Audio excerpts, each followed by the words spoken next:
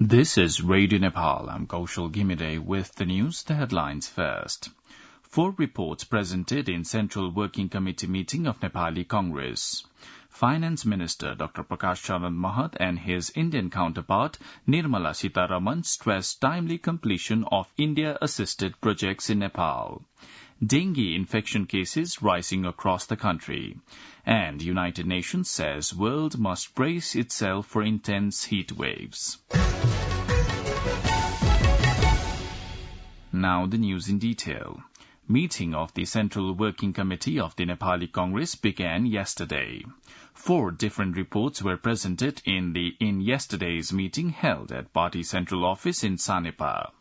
A meeting of the office bearers and former office bearers of the party had set 10 different agenda for the discussion in the Central Working Committee meeting.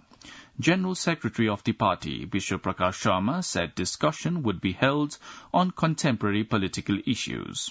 Similarly, proposal for announcement of party's national campaign, report of the disciplinary committee, the party's role in the meeting of the House of Representatives and in government are also said to have been on the agenda of the meeting.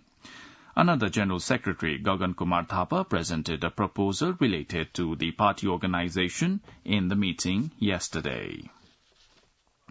Finance Minister Dr. Prakash Charan Mahat called on his Indian counterpart Nirmala Sitharaman yesterday and discussed mutual cooperation and bilateral relations on the sideline of the finance ministers and central bank governors of G20 country meeting being held in Gujarat, India. According to the Finance Minister's Secretariat, during the meeting, the 2 finance ministers stressed on completing the India-assisted projects in Nepal on time by solving the problems surfacing on the implementation. Finance Minister Dr. Mahat reminded that the understanding made on power export from Nepal to India would help reduce trade loss between the 2 countries. According to the Finance Minister, the Indian Finance Minister had requested for quicker implementation of the integrated electronic payment as per the agreement made during Prime Minister Pushpakamal Dahal Prachanda's visit to India. In reply, Minister Mahat responded that efforts were underway to set up mechanism for the enforcement of the agreement. Vice Chairperson of the National Planning Commission, Dr. Meen Bahadur Shrestha, has urged the international community to support the least developed countries for innovation and technology transfer. Addressing a high-level political forum in New York, Vice Chair Shrestha also called upon international community to help ensure timely and full implementation of the Doha Programme of Action.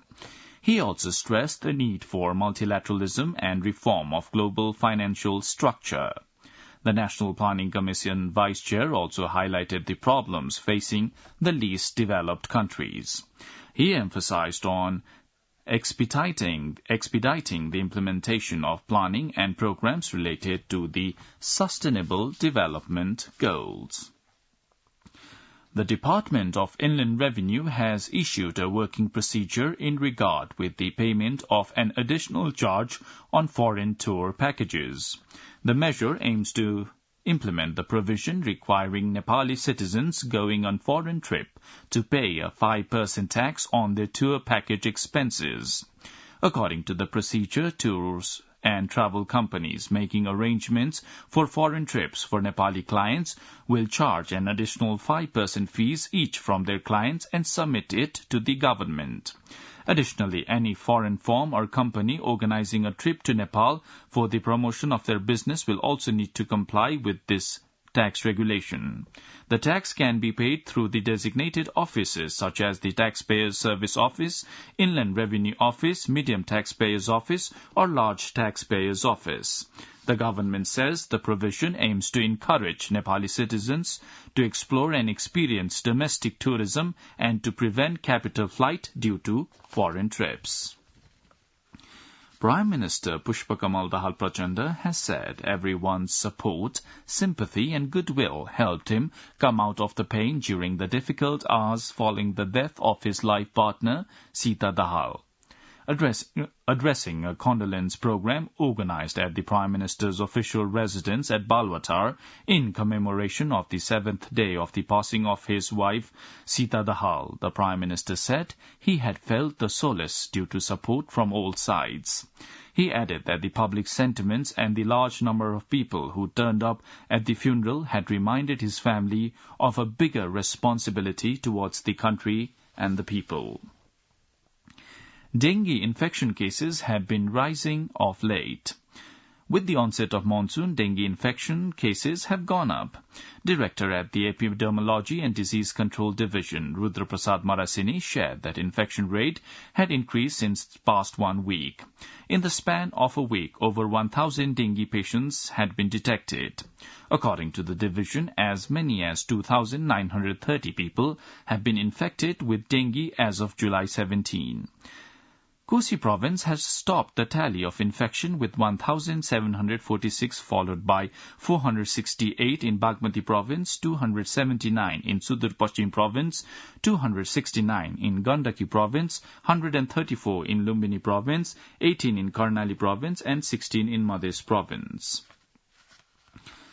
The Kathmandu metropolitan city has been selected as the recipient of the esteemed Swiss Tourism Award 2023.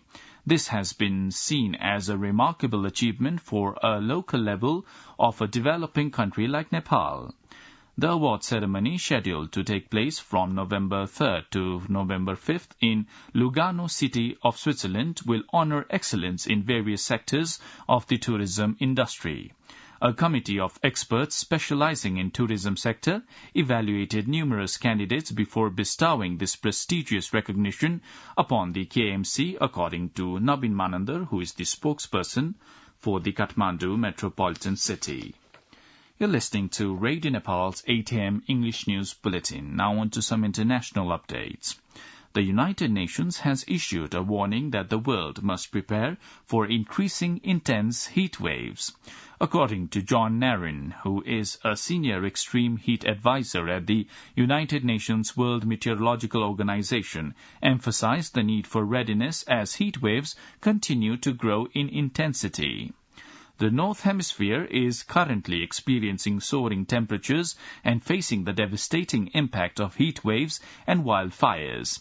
Heat waves are one of the deadliest natural hazards, causing preventable heat-related deaths each year. Factors such as urbanization, high temperature extremes, and aging populations contribute to the escalating health risk associated with heat waves. The number of prolonged and simultaneous heat waves in the Northern Hemisphere has increased sixfold since the 1980s, and this trend is expected to continue. The current heat wave has affected over 100 million people in the United States, while Europe, the fastest warming continent, is bracing for extreme temperatures. Now, the general weather forecast for the country for today, according to the Meteorological Forecasting Division. The weather will be generally to mostly cloudy throughout the country. Light to moderate rain is likely to occur at many places of Karnali and Sudur Paschim province and at some places of the rest of the country. There are also chances of heavy rain with thunder and lightning at 1 or 2 places of Gandaki province and Sudur Paschim province. With this, we have almost come to the end of this news bulletin. But before wrapping up, let's have a reminder of the headlines once again. 4 reports presented in Central Working Committee meeting of Nepali Congress. Finance Minister Dr. Prakash Sharan Mahat and his Indian counterpart Nirmala Sitharaman stressed timely completion of India-assisted projects in Nepal. Dengue infection cases are rising across the country. And United Nations says world must brace itself for intense heat waves. Well, that's all the news we have for this bulletin. Our next bulletin in English will be at 2 in the afternoon. You can also listen to us online at our website www.onlineradionepal.gov.np. Keep listening to Radio Nepal and have a good day.